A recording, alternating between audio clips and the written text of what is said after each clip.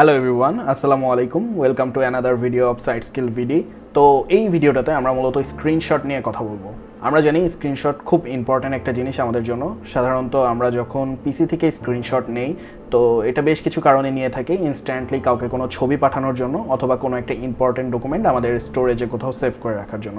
তো বেসিক্যালি আমরা সবাই যেটা করি, আমরা স্ক্রিনশটের জন্য আমাদের পিসিতে বিল্ট ইন একটা সফটওয়্যার দেওয়া থাকে যেটার নাম হচ্ছে স্নিপিং টুলস। আমরা এই সফটওয়্যারটা ইউজ করি।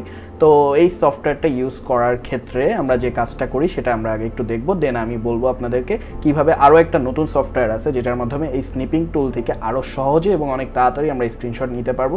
অ্যান্ড জিনিসটা বেশ হ্যান্ডি আমাদের জন্য। তো প্রথমে স্নিপিং টুলসটা কীভাবে কাজ করে সেটা একটু দেখে নেই। তো ধরেন একটা সিনারিও, আমার একটা কোশ্চেন, ধরেন এই কোশ্চেনটা ফাইনাল পরীক্ষা দিচ্ছি আমি চাচ্ছি এখন এই কোশ্চেনটা আমার কোনো একটা ফ্রেন্ডকে সেন্ড করতে এবং সে আমাকে সেটা সলভ করে দেবে। তো আমি স্নিপিং টুলে জিনিসটা কীভাবে করি, আমরা সাধারণত যেটা করি, আমরা নিউতে ক্লিক করি। নিউতে ক্লিক করার পরে আমরা এই এরিয়াটা চুজ করার পরে আমরা যেটা করি, এখানে ফাইলে টিপ দিই, সেভ এস দিই অথবা কন্ট্রোল এস দিয়ে আমরা এটা সেভ করি। ধরেন আমি এটা আমার ডেস্কটপে সেভ করলাম, ক্যাপচার নামেই সেভ করলাম। ওকে, সেভ দিলাম। ওকে, আমরা দেখতে পাচ্ছি এটা সেভ হয়ে গেছে। দেন আমি সেন্ড করার জন্য যে কাজটা করি, আমি ব্রাউজারে ঢুকি, আমি ফেসবুকে যেতে পারি। ওকে, যদি ফেসবুকে সেন্ড করতে চাই, দেন আমি এখানে এই প্লাসে ক্লিক করে আবার ফাইলে যেয়ে সেটা সিলেক্ট করতে হয়, আমার খুঁজতে হয় কোথায় সেভ করছিলাম। ডেস্কটপে সেভ করছিলাম, আচ্ছা কী নামে করছিলাম, ক্যাপচার নামে করছিলাম, তার মানে সেভ করার সময় আমার নামটাও খেয়াল রাখতে হবে। দেন আমি ওটা ক্লিক করি অ্যান্ড এর পরবর্তীতে আমি সেটা তাকে সেন্ড করতে পারি। আচ্ছা, তো এই সিমিলারভাবে আমি যদি এটা মাইক্রোসফট ওয়ার্ডে সেভ করতে চাই, তো আমি এখানে ক্লিক করে কন্ট্রোল সি ক্লিক করলে কপি হয়ে গেল। অ্যান্ড তারপরে আমি এটা এখান থেকে কন্ট্রোল ভি ক্লিক করলাম, মানে পেস্ট করলাম, তাহলে এটা এখানে পেস্ট হয়ে যায়। তো এই কাজটা আমরা যদি স্নিপিং টুল যেটা আছে সেটা দিয়ে যদি স্ক্রিনশট নিই, এই প্রসেসগুলো আমাদের অ্যাপ্লাই করতে হয়। অ্যান্ড তার পরবর্তীতে আমি এটাকে মিনিমাইজ করে রাখি সাধারণত।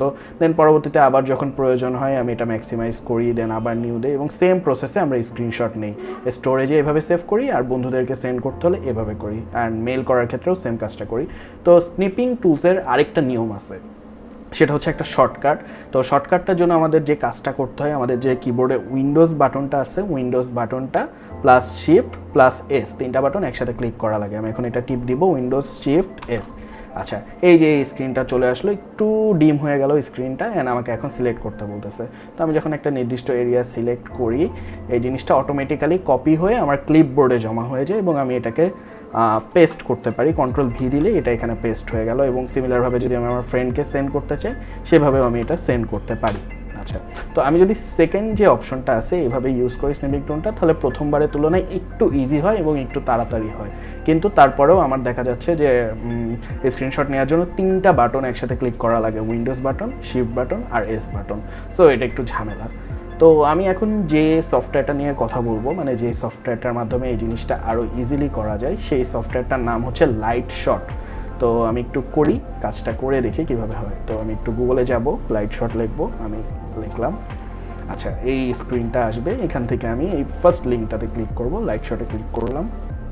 এখানে দেখা যাচ্ছে ডাউনলোড ফর উইন্ডোজ নামে একটা বাটন আছে, এটাতে ক্লিক করলাম। ওকে, আমি এটা অলরেডি ডাউনলোড করে রাখছি, তাই এটা আসলো। তো এটা ডাউনলোড করার পরে আমি এটা আমার কম্পিউটারের ডাউনলোডস ফোল্ডারে পাবো।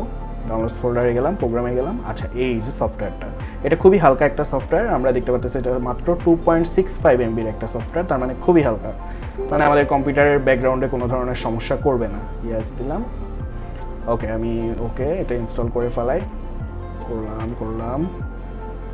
আচ্ছা, এটা ইনস্টল হয়ে গেছে। আচ্ছা, তো ইনস্টল হওয়ার পরে আমি যে কাজটা করব, ফিনিশ দিলাম। আচ্ছা, এটা আমি দেখতে পারবো যে এখানে চলে আসছে, এই আইকনটা হচ্ছে লাইটশটের আইকন। আমি এখানে রাইট ক্লিক করব, মানে আমার মাউসের ডান সাইডের বাটনটা ক্লিক করলাম। আমি এখানে অপশনে যাব, অপশনে গেলাম। আচ্ছা, এখানে একটা অপশন আছে যেটার নাম হচ্ছে হটকিতে ক্লিক করব। আমি দেখতে পারতেছি স্ক্রিনশট নেওয়ার জন্য আমার যে কাজটা করতে হবে, এখানে সাধারণত আপনারা যেটা দেখতে পারবেন প্রিন্ট স্ক্রিন লেখা আছে, মানে এই জিনিসটা এখানে লেখা আছে। তো প্রিন্ট স্ক্রিনটাকে আমি আমার ট্যাবের উপরে যে বাটনটা থাকে, সেই বাটনটাকে, এটা একটা অ্যাপোস্ট্রফির মতো অনেকটা, এই যাই হোক, আমি এই বাটনটা ক্লিক করলাম। তারপরে দেখা যাচ্ছে এখানে এই বাটনটা চলে আসলো, অ্যান্ড আমি ওকে দিব। তার মানে এখন যতবারই আমি আমার ট্যাবের উপরের বাটনটা ক্লিক করব, ততবারই আমার স্ক্রিনটা এই যে এরকম ডিম হয়ে যাবে। অ্যান্ড ডিম হয়ে যাওয়ার পরে আমি এখান থেকে সিলেক্ট করতে পারবো এরিয়া।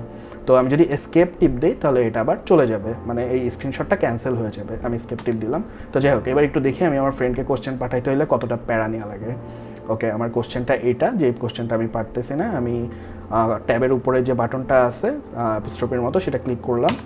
ওকে, ডিম হইলো, আমি স্ক্রিনশট নিলাম, Ctrl+C দিলাম, তার মানে কপি হয়ে গেল। ব্রাউজারে যাচ্ছি, ফ্রেন্ডের ইনবক্সে গেলাম, Ctrl+V দিলাম, ওকে, এটা চলে গেল। তার মানে আমি দেখতেছি প্রথমবার আমার এই কোশ্চেনটা সেন্ড করার জন্য যতটা প্যারা নেওয়া লাগছিল, এখন সেই প্যারাটা নেওয়া লাগতেছে না আমার। তো এটার আরও কিছু সুন্দর ফিচার আছে। আমি যদি উইন্ডোজে এখন আমি যদি ওয়ার্ডে এটা কপি করতে চাই, তাহলে এটা ইজিলি আমি কপি করতে পারবো। আমার যেহেতু Ctrl+C দিয়ে কপি করাই আছে ক্লিপবোর্ডে, তো Ctrl+V টিপ দিলে এখানে এটা আবার পেস্ট হয়ে যাচ্ছে। এই যে এটা পেস্ট হয়ে গেল। তো লাইটশটের আরও একটা মজার ব্যাপার আছে, যেমন আমি এই কোশ্চেনটা এখন ওকে পাঠাতে চাচ্ছি এবং আমি এই কোশ্চেনটার মধ্যে চাচ্ছি ও শুধু আমাকে এটাতে হেল্প করুক। তো আমি টিপ দিলাম সেই বাটনটা, আবার টিপ দেওয়ার পরে আমি পুরো অংশটাকে কপি করলাম, কোশ্চেনটাকে মার্ক করলাম সাইডটা। এবার আমি এখানে এই যে বক্স সাইনটা দেখতে পারতেছি, বক্স সাইনের মাধ্যমে আমি ওকে সুন্দর মতো বুঝাই দিতে পারবো। এই জিনিসটা আবার আমাদের স্নিপিং টুলে নাই, তো বুঝাই দিলাম এইটা। আমি যদি চাই আরও নির্দিষ্ট কোনো কিছু ডার্ক করে দিতে, সেটা লিখে দিতে পারবো। আমি যদি চাই এখানে কোনো কিছু তাকে বলে দিতে এটার ব্যাপারে, যে হেল্প মি লিখে দিলাম আমি, হেল্প মি, সেটাও আমি লিখে দিতে পারবো। এখন আমি Ctrl+C টিপ দিব। ওকে, Ctrl+C টিপ দেওয়ার কারণে এটা এখন আমার ক্লিপবোর্ডে কপি হয়ে গেল। ওকে, কপি করলাম, এখন আমি ইনবক্সে যাব অ্যান্ড ইজিলি আমি Ctrl+V টিপ দিলাম, এটা পেস্ট হয়ে গেল। ওকে, আমি লিখে দিলাম হেল্প মি। তো আমরা দেখতে পারলাম যে লাইট শটের মাধ্যমে কত ইজিলি আমরা একটা স্ক্রিনশট নিতে পারি এবং সাথে সাথে ওইটা ওয়ার্ড অথবা কোনো পিপিটি অথবা কোনো জিমেইলে অথবা কোনো এরকম হোয়াটসঅ্যাপ মেসেঞ্জার যে কোনো জায়গায় আমরা খুব ইজিলি জিনিসটা সেন্ড করে দিতে পারি।